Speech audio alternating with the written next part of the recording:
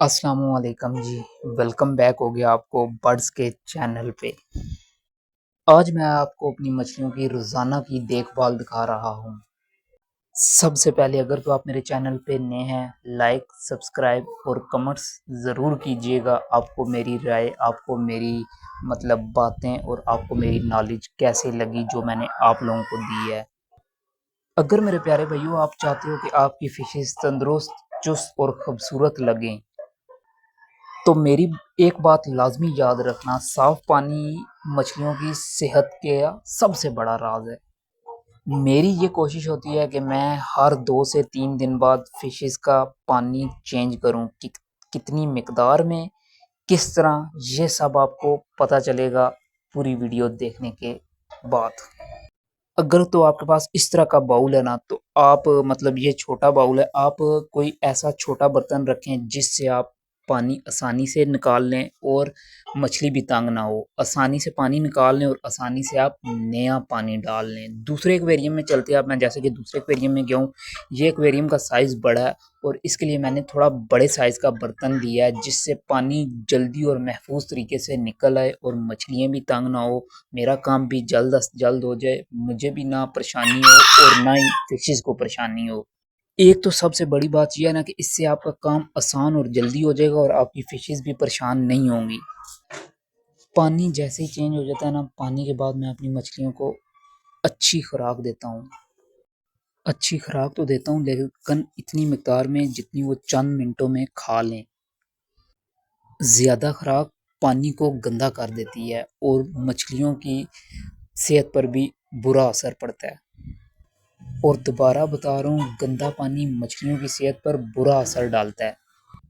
बस यही छोटी-छोटी बातें आपकी मछलियों को सेहतमंद, तंदुरुस्त और चुस्त रख सकती हैं और आपकी मछलियाँ आपके पास लंबे अरसे तक सेफ रहती हैं। सबसे बेहतरीन हल है उनकी केयर की, जो मैं आपको बता रहा हूँ।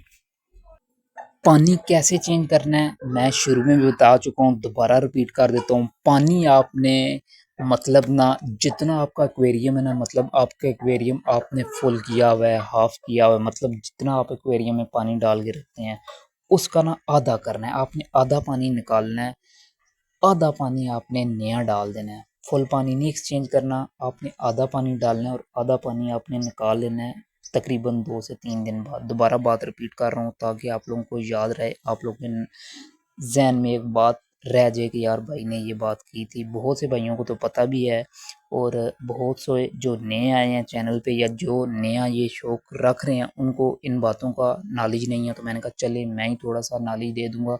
भाइयों को फिशेस पालने का शौक तो होता है लेकिन उनको सही खुराक और तंदुरुस्त चीज़ें जिस तरह वो चुस्त रह सकती हैं वो एक्टिविटीज़ नहीं पता होती। तो मेरी कोशिश है कि भाइयों को पता चल जाए मेरे थ्रू।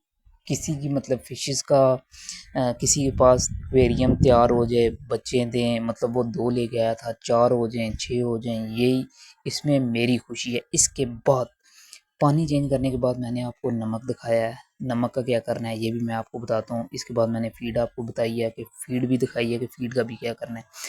नमक भाई आपने ना नमक ना पानी में डाल देना है जैसे ही आपने पानी चेंज करना है। इतनी मिक़दार में डालना है कि यार बस थोड़ा-सा, इतना ज़्यादा नहीं आपने डालना, चुटकी भर आपने नमक डालना है और आपने ना घुमा के नमक डालना है। ये नहीं कि एक जगह आपने डाल देना है, वो फिर आपकी मछलियाँ खुद ब खुद साइड पे होती जाएँगी और नमक जो है वो पानी में घुल जाएगा आपका।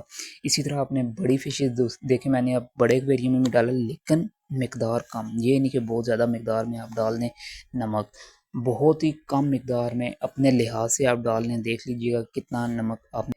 इसके बाद आ जाता है जी खुराक का मामला, फ़ीड का मामला। एक फ़िश को मैं तो 2 दाने डालता हूँ, सीधी जो बात है, और 2 ही दाने डालने चाहिए, ज़्यादा नहीं डालने चाहिए। अपनी मछली के हिसाब से आप 2-2 दाने फ़ी मछली को डाला करें। उम्मीद करता हूँ आपको वीडियो पसंद आई होगी। अल्लाह